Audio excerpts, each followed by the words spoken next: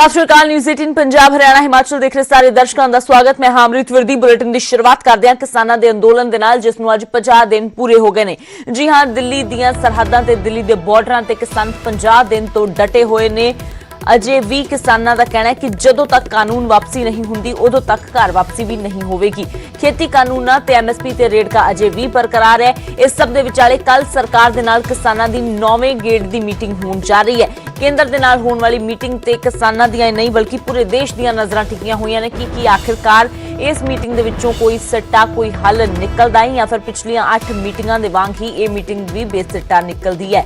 हालांकि उम्मीद जरूर की जा रही है कि इस मीटिंग दे विच गलबात थोड़ी अगे जरूर वधेगी, पर किसानों के वलों नाल पैरल अपना एक्शन प्लान भी उलीकिया गया है। 26 जनवरी के मार्च नूं लैके किसान पूरी तरह बजद ने। किसानों का कहना है कि साडा ट्रैक्टर मार्च हर हाल दे विच होके रहेगा।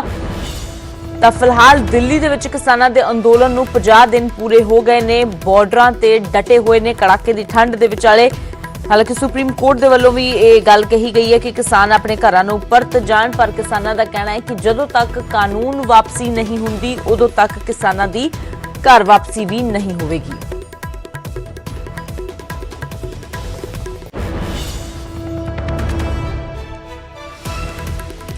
रोहित बंसल मेरे सहयोगी ज्यादा जानकारी ले जुड़े ने। तो रोहित, 50 दिन पूरे हो गए ने, होर कितने दिन लगणगे इस बारे कुछ भी नहीं किया जा सकता क्योंकि किसानों का सीधे तौर पर कहना है कानून वापसी जद तक नहीं उदों तक घर वापसी नहीं। फिलहाल कल मीटिंग भी होने जा रही है कि कुछ जानकारी मिल पा रही है की अपडेट? जी बिल्कुल, जेकर कल की मीटिंग की गल की जाए तो 15 जनवरी की मीटिंग जी पहला तो उलीकी हुई सी, पर इसे दे दरम्यान जी सुप्रीम कोर्ट के सुनवाई हुई उस कानूनों से स्टे लगा दी गई है। तो एक पॉजिटिव रिस्पॉन्स मिलने की बहुत सारे लोग जिथे आस कर रहे हैं क्योंकि जो कि सुप्रीम कोर्ट वालों भी यही गल कही गई थी कि एक बार जेकर स्टे कर दिता जाता तो जी मुलाकात है वो सुखावे माहौल में हो सकती है। सो कल की मुलाकात बेहद अहम रहने वाली है क्योंकि इन कानूनों से रोक लगन तो बाद पहली मुलाकात होगी जो किसानों और केंद्र के विचार होगी। पर दूजी पास जो किसान जथेबंदियों नाल गल की जाती है तो वह साफ तौर पर गल कह चुके हैं कि जिन्नी देर तक इन कानूनों से रोक लगन वाली नहीं है उन्नी देर तक असीं पिछे नहीं मुड़ांगे। और जेकर गल करें कल की मुलाकात की तो किसान कह रहे हैं कि कल की मुलाकात तो भी सानू कोई खास उम्मीदां नहीं ने, पर जिस तरह किसानों ने 26 जनवरी का प्रोग्राम लिखा था उसनूं देख के लग रहा है कि शायद सरकार 26 जनवरी के प्रोग्राम नूं टालण लई किसानां नाल कोई गलबात पॉजिटिव तरीके नाल करे जां कोई इसदे विचों सार्थक नतीजे सामने आउण तां कि जिहड़ा 26 जनवरी का प्रोग्राम है उस दे विच कोई विघन ना पवे। हालांकि किसान ये गल क्लीयर कर चुके हैं कि असीं जनपद ते जिहड़ी सरकार की परेड है जां कहिए भारत सरकार की जिहड़ी परेड हुंदी है उस दे विच असीं शामिल नहीं होवांगे जां उस दे विच असीं विघन नहीं पावांगे क्योंकि देश की परेड साडी भी परेड है और असीं नहीं चाहते कि किसी भी प्रकार नाल उस परेड नूं धक्का लगे। तो इसलिए साडी परेड एक अलग जगह ते होएगी, अलग तरह की होएगी, उस परेड नाल कोई संबंध नहीं होगा। पर फिर भी सरकार इस गल नूं लेके चिंतित है कि उस परेड दे विच कोई नुकसान ना पहुंचे जां उस परेड दे विच किसान कोई विघन ना पा सकन। तो 15 तरीक की जिहड़ी मीटिंग है उस दे विच इस चीज नूं लेके जरूर विचार चर्चा की जाएगी। जी बिल्कुल रोहित, तो फिलहाल किसान जरूर भरोसा दे रहे हैं कि किसी तरह का कोई रुकावट उन्होंने वालों नहीं पाई जाएगी, पर फिलहाल अगे एंट्री मिलती है दिल्ली दे विच क्योंकि सुप्रीम कोर्ट ने भी सीधे तौर पर कह दिता सी कि दिल्ली दे विच एंट्री का जो फैसला है वो दिल्ली पुलिस करेगी, यानी कि सीधे तौर पर केंद्र सरकार के पाले दे विच गेंद सुट दी गई। पर हुण वड्डा सवाल यही है कि एंट्री किसानों नूं 26 जनवरी नूं मिलती है या फिर नहीं, क्योंकि बेशक किसान कह रहे हैं कि असीं किसी तरह की रुकावट नहीं पावांगे, पर केंद्र के वल्लों वड्डा बयान भी आया कि विरोध के चलदिआं देश नूं शर्मसार नहीं किया जा सकता। हाँ, एक गल बहुत क्लीयर कर चुके हैं कि 26 जनवरी का जिहड़ा साडा प्रोग्राम है दिल्ली में जाण दा असीं हर हालत ते जावांगे। जेकर सानू कोई रोकदा तो उस दे लई गलती उन्हां दी होएगी, साडी नहीं। क्योंकि जिस तरह देखा असीं कि पहला हरियाणा विच भी बैरीकेड लगाए गए थे तो उस समय भी यही कहा गया सी कि अगे जाने की इजाजत नहीं है, किसानों को अगे नहीं वधन दिता जाएगा। पर किसानों ने उन्होंने बैरीकेडों को तोड़ के दिल्ली के बॉर्डर तक आए और उत्ते आके वो रुक गए। सो इसी तरह ही शायद जेकर 26 जनवरी को बैरीकेड लगाए जाते हैं तो पूरा प्रोग्राम उसी तरह से लिखा जाएगा जिस तरह का पिछली 26 नवंबर को लिखा गया सी। ਸੋ ਇਸ ਚੀਜ਼ ਨੂੰ ਲੈ ਕੇ ਵੀ ਕਿਸਾਨਾਂ ਨੇ ਆਪਣੀਆਂ ਖਾਸ ਤਿਆਰੀਆਂ ਕਰ ਲਈਆਂ ਨੇ, ਕਿਉਂਕਿ ਕਿਸਾਨਾਂ ਨੂੰ ਵੀ ਹਰ ਗੱਲ ਦਾ ਪਤਾ ਹੈ ਔਰ ਹਰ ਗੱਲ ਨੂੰ ਕੱਲੀ ਗੱਲ ਨੂੰ ਮੀਟਿੰਗਾਂ ਦੇ ਜ਼ਰੀਏ ਡਿਫਾਈਨ ਕਰ ਰਹੇ ਨੇ ਕਿ ਕਿਸ ਤਰ੍ਹਾਂ ਜਿਹੜਾ ਬੈਰੀਕੇਡ ਨੂੰ ਅੱਗੇ ਵਧਣਾ ਹੈਗਾ। ਔਰ ਖਾਸ ਤੌਰ ਤੇ ਗੱਲ ਇਹ ਹੈ ਕਿ ਇਸ ਦੀ ਚੀਜ਼ ਕਿਹਾ ਗਿਆ ਕਿ ਪਰਮਿਸ਼ਨ ਮੰਗੀ ਜਾਏਗੀ, ਜੇਕਰ ਪਰਮਿਸ਼ਨ ਨਹੀਂ ਮਿਲਦੀ ਬਿਲਕੁਲ ਰੋਹਿਤ, ਤਾਂ ਅਸੀਂ ਉਸ ਨੂੰ ਡੀਲ ਕਰਾਂਗੇ ਕਿ ਪਰਮਿਸ਼ਨ ਮਿਲਦੀ ਹੈ ਜਾਂ ਫਿਰ ਅੱਗੇ ਕਿਸ ਤਰ੍ਹਾਂ ਦੀ ਸਥਿਤੀ ਰਹਿੰਦੀ ਹੈ। ਉਸ ਤੋਂ ਪਹਿਲਾਂ ਕੱਲ ਦੀ ਮੀਟਿੰਗ ਤੇ ਵੀ ਨਜ਼ਰਾਂ ਟਿਕੀਆਂ ਨੇ। ਸ਼ੁਕਰੀਆ ਇਸ तमाम ਜਾਣਕਾਰੀ ਦੇ ਲਈ। ਤਾਂ ਕੱਲ ਕਿਸਾਨਾਂ ਅਤੇ ਸਰਕਾਰ ਦੇ ਵਿਚਾਲੇ ਇੱਕ ਵਾਰ ਫਿਰ ਤੋਂ जो बैठक होने जा रही है, काफी अहम इस बैठक ਨੂੰ ਮੰਨਿਆ ਜਾ ਰਿਹਾ है, क्योंकि ਹੁਣ ਤੱਕ ਦੀਆਂ ਜੋ ਬੈਠਕਾਂ ਹੋਈਆਂ ਨੇ ਤੇ ਕੱਲ ਦੀ ਜੋ ਬੈਠਕ ਹੋਣ ਜਾ ਰਹੀ ਹੈ ਉਸ ਦੇ ਵਿੱਚ ਇੱਕ ਵੱਡਾ ਅੰਤਰ ਇਹ ਹੈ ਕਿ ਇਸ ਦੌਰਾਨ ਸੁਪਰੀਮ ਕੋਰਟ ਦੇ ਵੱਲੋਂ ਕਾਨੂੰਨਾਂ ਦੇ ਲਾਗੂ ਹੋਣ ਤੇ ਸਟੇ ਲਗਾ ਦਿੱਤੀ ਗਈ ਹੈ, ਹੋਲਡ ਕਰ ਦਿੱਤਾ ਗਿਆ ਇਹਨਾਂ ਕਾਨੂੰਨਾਂ ਨੂੰ। ਤਾਂ ਉਸ ਤੋਂ ਬਾਅਦ ਕਿਸ ਮਾਹੌਲ ਦੇ ਵਿੱਚ ਮੀਟਿੰਗ ਹੁੰਦੀ ਹੈ ਇਹ ਕੱਲ ਪਤਾ ਲੱਗੇਗਾ।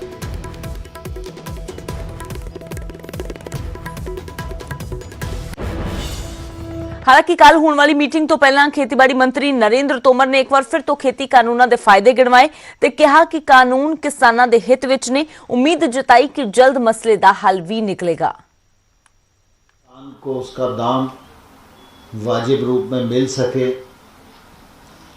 फसल के लिए टेक्नोलॉजी का पूरा उपयोग किसान कर पाए, वैश्विक मानकों के अनुसार हम उत्पादन कर सकें, जिससे कि हमारे कृषि उत्पाद का निर्यात बढ़ सके और हमारे किसान को अच्छी कीमत मिल सके।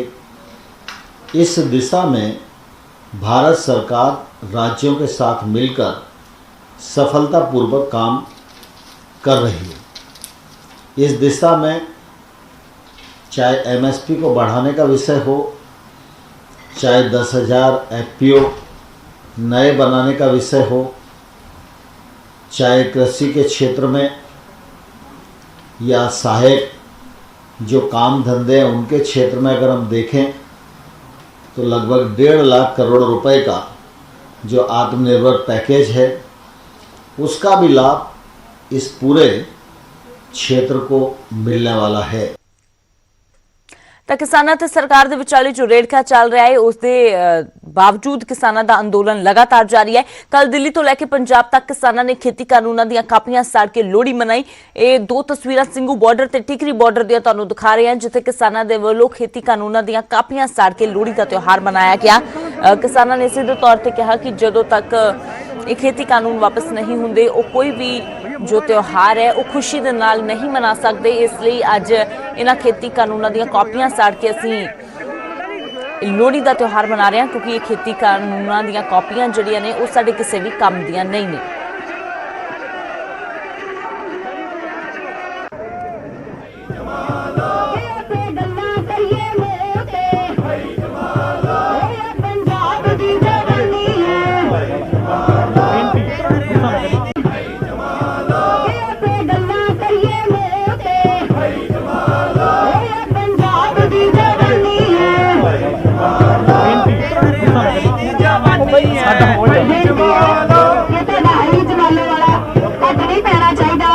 बहुत ज्यादा के पंजाब की जवानी है भाई जमालो, हमारे की जवानी है भाई जमालो, मेरे देश की जवानी है भाई जमालो, जितने भी खानी है भाई जमालो, ये साडे तेरा है गलत है भाई जमालो, वाले अंदर जाने दो भाई जमालो, बाबा मार के ना पड़ेगा।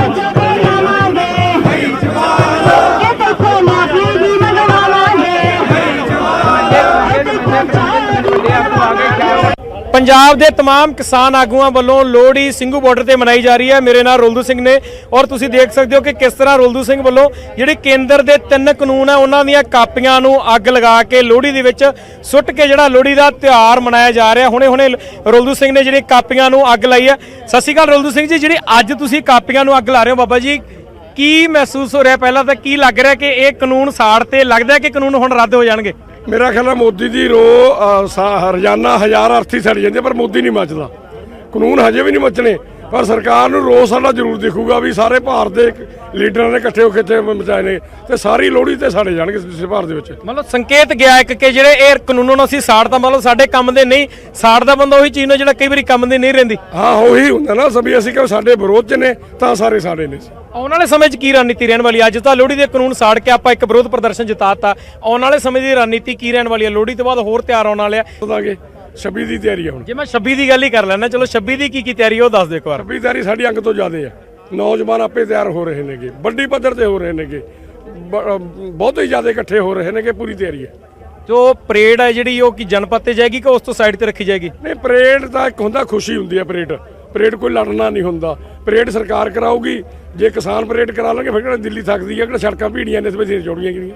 ਤੇ ਕਿੰਨੇ ਟਰੈਕਟਰਾਂ ਦਾ ਦਾਅਵਾ ਤੁਹਾਡੇ ਵੱਲੋਂ ਕੀਤਾ ਜਾਂਦਾ ਹੈ ਕਿ ਜਿਹੜੇ ਕਿਸਾਨ ਹੈ ਕਿੰਨੇ ਟਰੈਕਟਰ ਇੱਥੇ ਲੈ ਕੇ ਪਹੁੰਚਣ ਦੀ ਉਮੀਦ ਰੱਖਦੇ ਹੋ ਦਿੱਲੀ ਵਾਲੇ ਅੰਦੋਲਨ 'ਚ? ਪੰਜਾਬ 'ਚੋਂ ਇਕੱਲੇ ਪੰਜਾਬ 'ਚ 1 ਲੱਖ ਟਰੈਕਟਰ ਆਊਗਾ। ਤੁਹਾਡੀ ਯੂਨੀਅਨ ਦੇ ਕਿੰਨੇ ਹੋਣਗੇ?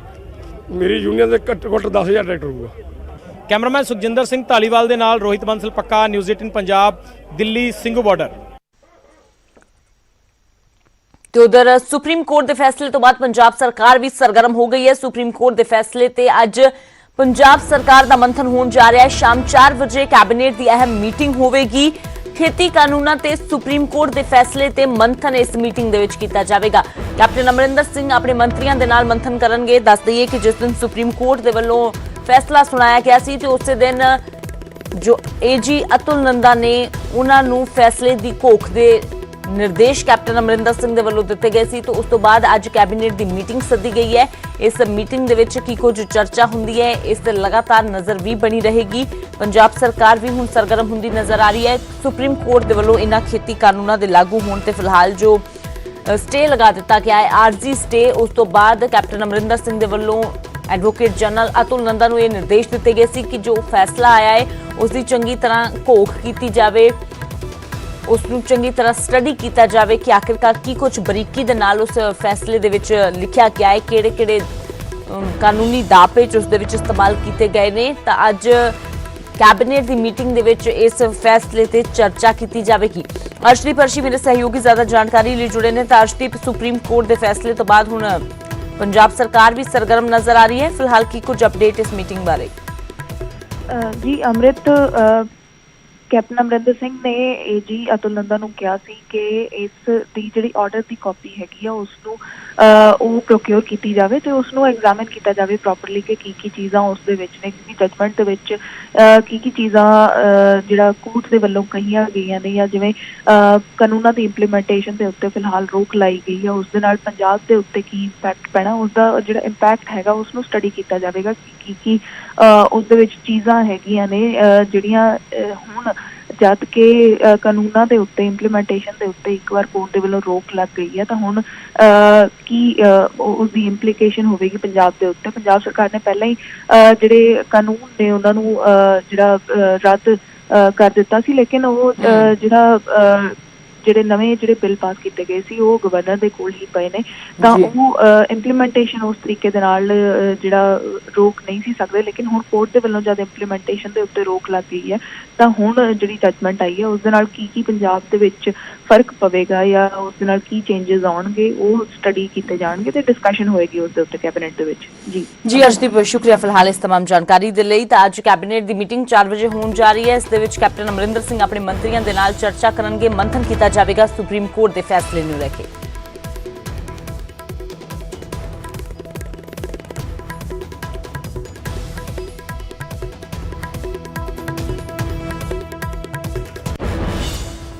ਤੇ ਉਧਰ ਖੇਤੀ ਕਾਨੂੰਨਾਂ ਤੇ ਸਿਆਸਤ ਵੀ ਪੂਰੀ ਤਰ੍ਹਾਂ ਪੱਕੀ ਹੋਈ ਹੈ। ਸੁਖਬੀਰ ਬਾਦਲ ਨੇ ਕੈਪਟਨ ਸਰਕਾਰ ਨੂੰ ਘੇਰਿਆ ਹੈ ਤੇ ਕੇਂਦਰ ਦੇ ਨਾਲ ਫਿਕਸ ਮੈਚ ਖੇਡਣ ਦੇ ਇਲਜ਼ਾਮ ਲਗਾਏ ਨੇ। ਕਿਹਾ ਹੈ ਕਿ ਸੁਪਰੀਮ ਕੋਰਟ ਦੀ ਕਮੇਟੀ 'ਚ ਸ਼ਾਮਿਲ 2 ਮੈਂਬਰ ਕੈਪਟਨ ਦੇ ਨਜ਼ਦੀਕੀ ਨੇ। ਭੁਪਿੰਦਰ ਮਾਨ ਤੇ ਅਸ਼ੋਕ ਗੁਲਾਟੀ ਕੈਪਟਨ ਦੇ ਨਜ਼ਦੀਕੀ ਨੇ ਤੇ ਕੇਂਦਰ ਦੇ ਨਾਲ ਮਿਲ ਕੇ ਕੈਪਟਨ ਕਿਸਾਨੀ ਸੰਘਰਸ਼ ਨੂੰ ਕਮਜ਼ੋਰ ਕਰ ਰਹੇ ਨੇ। ਦੱਸਦੇ ਕਿ ਸੁਪਰੀਮ ਕੋਰਟ ਦੀ ਕਮੇਟੀ ਕਿਸਾਨਾਂ ਨੇ ਨਾ ਮਨਜ਼ੂਰ ਕਰ ਦਿੱਤੀ ਹੈ। ਕਿਸਾਨਾਂ ਦਾ ਕਹਿਣਾ ਹੈ ਕਿ ਕਮੇਟੀ 'ਚ ਸ਼ਾਮਿਲ ਮੈਂਬਰ ਖੇਤੀ ਕਾਨੂੰਨਾਂ ਦੇ ਹਿਮਾਇਤੀ ਨੇ ਤੇ ਹੁਣ ਸੁਖਬੀਰ ਬਾਦਲ ਨੇ ਕੈਪਟਨ ਸਰਕਾਰ ਨੂੰ ਘੇਰਿਆ ਹੈ ਤੇ ਸੁਪਰੀਮ ਕੋਰਟ ਦੀ ਕਮੇਟੀ 'ਚ ਸ਼ਾਮਿਲ 4 ਮੈਂਬਰਾਂ 'ਚੋਂ 2 ਮੈਂਬਰ ਭੁਪਿੰਦਰ ਸਿੰਘ ਮਾਨ ਤੇ ਅਸ਼ੋਕ ਗੁਲਾਟੀ ਕੈਪਟਨ ਦੇ ਨਜ਼ਦੀਕੀ ਨੇ ਤੇ ਇਸੇ ਲਈ ਕੈਪਟਨ ਦੇ ਕੇਂਦਰ ਨਾਲ ਫਿਕਸ ਮੈਚ ਖੇਡਣ ਦੇ ਇਲਜ਼ਾਮ ਸੁਖਬੀਰ ਵੱਲੋਂ ਲਗਾਏ ਗਏ ਨੇ। ਅਮਰਿੰਦਰ ਸਿੰਘ ਤੇ ਬੀਜੇਪੀ ਦੀ ਸੈਂਟਰ ਸਰਕਾਰ ਹੁਣ ਇਕੱਠੇ ਹੋ ਕੇ ਮੈਚ ਖੇਡ ਰਹੀ ਹੈ ਕਿਸਾਨੀ ਦੇ ਸੰਘਰਸ਼ ਨੂੰ ਕਮਜ਼ੋਰ ਕਰਨ ਵਾਸਤੇ। ਕੈਪਟਨ ਦੀਆਂ ਕਮਜ਼ੋਰੀਆਂ ਸੈਂਟਰ ਕੋਲੇ ਉਹਦੇ ਹੱਥ 'ਚ ਹੈ। ਅੱਜ ਦਾ ਸਭ ਤੋਂ ਵੱਡਾ ਸਬੂਤ ਹੈ ਕਿ ਜਿਹੜੀ ਆ ਕਮੇਟੀ ਬਣਾਈ ਗਈ ਹੈ, ਜਿਹੜੀ ਬੜਾ ਅਨਫੋਰਚੂਨੇਟ ਹੈ ਜਿਹੜੀ ਕਮੇਟੀ ਬਣਾਈ ਗਈ ਹੈ, ਕੌਣ ਦੋ ਬੰਦੇ ਪਾਏ ਗਏ ਹੈ। ਇੱਕ ਪਾਇਆ ਹੈ ਭੁਪਿੰਦਰ ਸਿੰਘ ਮਾਨ। ਉਹ ਕੌਣ ਹੈ ਭੁਪਿੰਦਰ ਸਿੰਘ ਮਾਨ? ਉਹ ਕੈਪਟਨ ਅਮਰਿੰਦਰ ਸਿੰਘ ਦਾ ਮੈਨੂੰ ਲੱਗਦਾ ਬੈਸਟ ਫਰੈਂਡ ਕਹਿ ਦਿਓ, ਸਭ ਤੋਂ ਨਜ਼ਦੀਕੀ ਦੋਸਤ। ਉਹਦੇ ਬੇਟੇ ਨੂੰ ਹੁਣੀ ਪਬਲਿਕ ਸਰਵਿਸ ਕਮਿਸ਼ਨ ਦਾ ਮੈਂਬਰ ਕੈਪਟਨ ਅਮਰਿੰਦਰ ਸਿੰਘ ਨੇ ਬਣਾਇਆ। ਤੇ ਉਹ ਜਦੋਂ ਉਹਨਾਂ ਦੀ ਕਿਸਾਨ ਯੂਨੀਅਨ ਹੈ ਉਹ ਲਗਾਤਾਰ ਕਾਂਗਰਸ ਨੂੰ ਸਪੋਰਟ ਕਰਦੀ ਰਹੀ ਹੈ। ਉਹਦੀਆਂ ਆਫੀਸ਼ੀਅਲੀ ਇਲੈਕਸ਼ਨ ਦੇ ਸਟੇਟ ਪਖਵਾਰਾਂ ਦੀ ਬਿਆਨ ਦੇ ਦੇਣਾ ਤੇ ਸਾਰੀਆਂ ਉਹਨਾਂ ਫੋਟੋਆਂ ਦੇ ਦੇਣਾ, ਜਾਖੜ ਸਾਹਿਬ ਇਕੱਠੇ ਹੈ, ਇੱਕੋ ਚੀਜ਼ ਹੈ। ਉਹ ਕੈਪਟਨ ਕਿਉਂਕਿ ਪੰਜਾਬ ਦਾ ਉਹਨਾਂ ਮੰਗੇ ਹੋਣੇ ਕਿ ਪੰਜਾਬ ਦੇ ਦੋ ਨਾਂ ਦੇ ਕੈਪਟਨ ਸਾਹਿਬ, ਮੈਂ ਆਪਣੇ ਬੰਦੇ ਦੇ ਦੇਣਾ ਕਿ ਤੁਸੀਂ ਗੱਲ ਕਰ ਲਓ। ਦੂਜਾ ਜਿਹੜਾ ਹੈਗਾ ਅਸ਼ੋਕ ਗੁਲਾਟੀ। ਅਸ਼ੋਕ ਗੁਲਾਟੀ ਉਹ ਹੈ ਜਿਹੜਾ ਹੁਣੀ ਕੈਪਟਨ ਅਮਰਿੰਦਰ ਸਿੰਘ ਨੇ ਰਿਫਾਰਮਸ, ਐਗਰੀਕਲਚਰ ਰਿਫਾਰਮਸ ਦੀ ਕਮੇਟੀ ਬਣਾਈ ਸੀ, ਕਿਉਂਕਿ ਕੈਪਟਨ ਅਮਰਿੰਦਰ ਸਿੰਘ ਦਾ ਵੀ ਮਨ ਸੇਮ ਹੈ ਆ ਕਾਨੂੰਨਾਂ ਦੇ ਅਗੇਂਸਟ। ब्रेक तो बाद एक बार फिर थोड़ा स्वागत है। मौसम के मिजाज की गल करते हैं। उत्तर भारत में ठंड का प्रकोप लगातार जारी है। दिल्ली तो लैके पंजाब तक संघनी धुंध छाई हुई है ते धुंध कारण विजिबिलिटी प्रभावित हो रही है। वाहनों की रफ्तार ते ब्रेक लग गई है। विजिबिलिटी ना दे बराबर सड़कों ते नजर आ रही है। तो हालात इस तरह के हो गए हैं कि सड़कों ते वाहन चलते हुए नहीं बल्कि रेंगते हुए नजर आते हैं। दिल्ली तो लैके पंजाब तक कड़ाके की ठंड का प्रकोप जो देखने को मिल रहा है। कोहरा छाया हुआ है। तस्वीरां तुसी देख रहे हो। उत्तर भारत में ठंड का प्रकोप जारी है। पिछले कुछ दिनों तो लगातार वख-वख शहरों तो जो तस्वीरां सामने आ रही ने, धुप नहीं निकल रही, मौसम साफ नहीं हो रहा। फिलहाल बठिंडा दे विच किस तरह का मौसम है जान लेने। सूरज पान मेरे सहयोगी जुड़े ने। तो सूरज, सड़कों की विजिबिलिटी ना दे बराबर है, ठंड का प्रकोप जारी है। फिलहाल किस तरह दी तस्वीरां की कुछ जानकारी? बिल्कुल संघनी धुंध है जी नज़र आ रही है। हालांकि कल लोहड़ी का त्यौहार से, लोहड़ी के त्यौहार तो बाद ठंड है जी, ठंड ने दस्तक उस तो भी वध दे दी है। और तस्वीरां तुहानूं दिखा रहे किस तरह सड़क के उपर जिहड़े व्हीकल ने बड़ी ही घट स्पीड के नाल दौड़ते हुए नज़र आ रहे हैं। हालांकि इन्हां दिनां दे विच ठंड तो हुंदी है पर फिर भी जिहड़ी विजिबिलिटी है काफ़ी घट है, क्योंकि धुंध है जी बहुत ज़्यादा, तां करके सड़क ते चलण वाले जिहड़े व्हीकल ने उन्हां दी स्पीड के उपर काफ़ी ज़्यादा फर्क है। हादसे है जिहड़े होण दा खतरा रहिंदा। तुसीं वेख सकदे तस्वीरां दे विच कि व्हीकल है जिहड़े बिल्कुल ही वो नज़र नहीं आ रहे कि सड़क के उपर कोई व्हीकल चल रहा है। खास तौर पर जोड़े बजुर्ग ने वो ज़्यादा इस ठंड तो परेशान नज़र आ रहे हैं, क्योंकि जोड़े हालांकि बच्चों के छोटिया के स्कूल तो बिल्कुल बंद है पर फिर भी किते ना किते जाके जोड़े काम काज से जाने वाले लोग ने, खास तौर पर जिन्होंने अपने काम से जाना होंगे, डेली ड्यूटी से जाना होंगे, उन्हों दी मुश्किल जाहिर तौर पर वधियां हुई नज़र आ रही हैं, क्योंकि धुंध बहुत ज़्यादा है। तस्वीरां तुसीं वेख सकते हो कि व्हीकल ने, लाइटां ने बहुत ही घट नज़र आ रही हैं, तां करके तस्वीरां दे विच तुहानूं दिखा रहे कि किस तरह जिहड़े व्हीकलों की स्पीड है, खास तौर पर बसां ने समय सिर पहुँचना होंदा वो भी बहुत ज़्यादा मुश्किल उन्होंने खास तौर पर आ रही है। तां करके आउण जाण वाले जिहड़े व्हीकल ने सिर्फ येलो लाइट का इस्तेमाल कर रहे हैं, क्योंकि धुंध दे विच सिर्फ येलो लाइट है उसका ही नज़र थोड़ा बहुता आउंदा है, पर बाकी जिहड़ी लाइट है वो बिल्कुल बेकार है। तां करके फिलहाल यही कहा जा रहा है कि घट तो घट स्पीड से गड्डी चलाई जाए, बिना किसी काम काज तो घर तो बाहर ना निकलिया जाए। होर भी तमाम तरह दी जिहड़ियां गल्लां ने उन्हां दी पालना करनी चाहिए, क्योंकि ठंड बहुत ज़्यादा है। तो लोहड़ी तो बाद बहुत ज़्यादा धुंध जिहड़ी वो नज़र आ रही है। फिलहाल आप कहते हैं कि धुंध का एक इफैक्ट ये भी है किसानों वास्ते लाहेबंद जरूर धुंध है, क्योंकि जी कणक की फसल अमृत उस वास्ते धुंध है जी वरदान साबित है। तां करके किसान के चेहरे जरूर खिरे हुए नज़र आ रहे हैं, पर दूसरे पासे जिहड़े आम लोग ने किते ना किते जाके धुंध तो परेशान नज़र आ रहे हैं। अमृत बिल्कुल सूरज, तो आम लोगों को जरूर परेशानी का सामना करना पै रहा है, क्योंकि मौसम साफ नहीं है, बहुत दिनों तो धुप नहीं देखी लोगों ने। फिलहाल उम्मीद करते हैं कि जल्द इस ठंड तो राहत मिलेगी। शुक्रिया इस तमाम जानकारी के लिए। तस्वीरां बठिंडा दी तुसीं देखिया, विजिबिलिटी ना दे बराबर है, संघनी धुंध इत्थे छाई हुई है। तो फिलहाल इस बुलेटिन दे विच इन्ना ही, मैनूं दिओ इजाजत।